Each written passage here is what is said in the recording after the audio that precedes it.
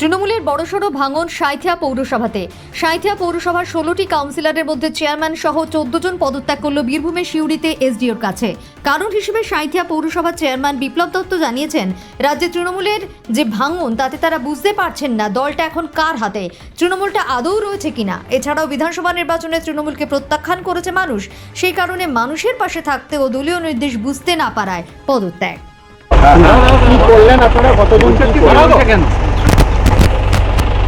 আমি আজকে পদত্যাগ করলাম চেয়ারম্যান এবং কাউন্সিলর দুটো পদ থেকেই। আর বাকি কাউন্সিলর যারা আছে তারা আসছে, তারাও সবাই দিয়ে দিচ্ছে। মোটামুটি আমি করলাম, আমি সবাইকে জানিয়ে করেছি।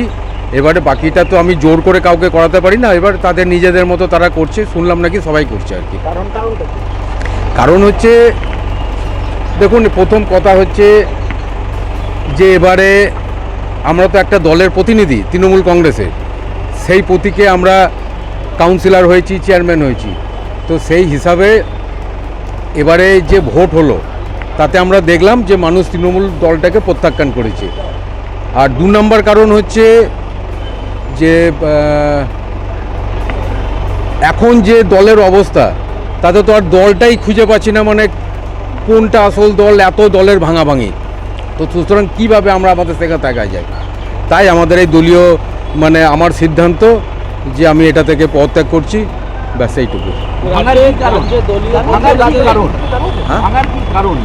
কি ভাঙার বলতে পারবো না, ওগুলো সব বড় বড় ব্যাপার, ওগুলো বড়দের ব্যাপার। আমরা খুব ছোটোখাটো আমরা কি না না না আমি কাউকে যাইনি, এটা আমার পার্সোনাল, আমার ডিসিশন আমি পার্সোনাল নিয়েছি। রাজ্যে যে তৃণমূলের ভাঙন তার ফলে কি বলতে পারবো না। ঠিক আছে, এবার একটু জানি না, একটু বিষয়টা 14 জনে এসছি আপনার, মোটামুটি কাউন্সিলররা সব 14 জন আছে। নিজের সিদ্ধান্ত নিয়ে এসছে, আমার জানা নেই। আমি কিন্তু আমার নিজের সিদ্ধান্ত নিয়ে এসছি। আমার শরীর এমনিতে খারাপ আছে, আর দ্বিতীয়ত আমার স্ত্রী অসুস্থ, 15 বছর ধরে শয্যাশায়ী। আর ছোটো বোনের আমার একটা ক্যান্সার ফর্ম, আমার মাইন্ডের এই জন্য আপনি তো হ্যাঁ বহুদিন থেকে আছি।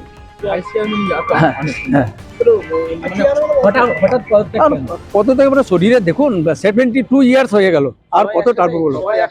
না না, একসাথে বলতে পারবো না, আমি নিজের সিদ্ধান্ত। আমার নিজের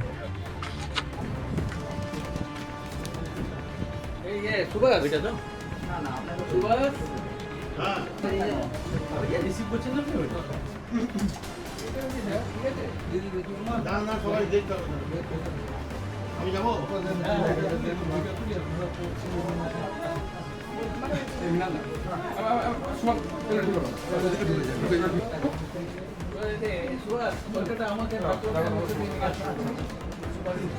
মোবাইল কাতিদা একটু পিছাও না, কাতিদা ফোনটা পিছাও। ফাইলটা কই?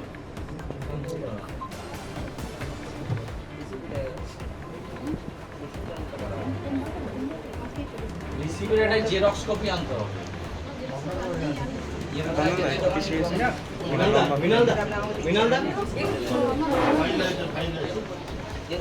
ফাইলটা একবার নিয়ে চলে গেল, ওই ফাইলটা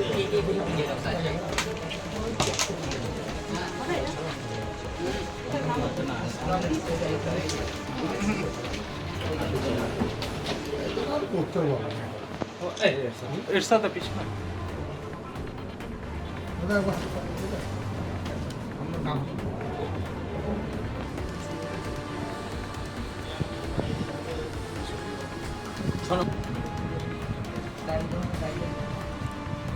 টাইমটা হচ্ছে 11টা 1:35।